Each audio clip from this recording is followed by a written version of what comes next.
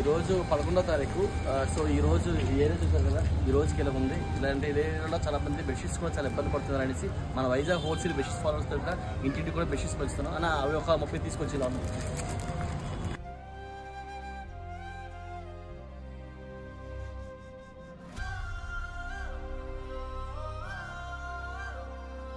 చూస్తుంటే కూడా వాసనలా వస్తుంది. సో అయినా ఎంత వర్స్ట్ ఉన్న కండిషన్లో కూడా చాలా మంది ఇబ్బంది పడుతూ ఉన్నారు.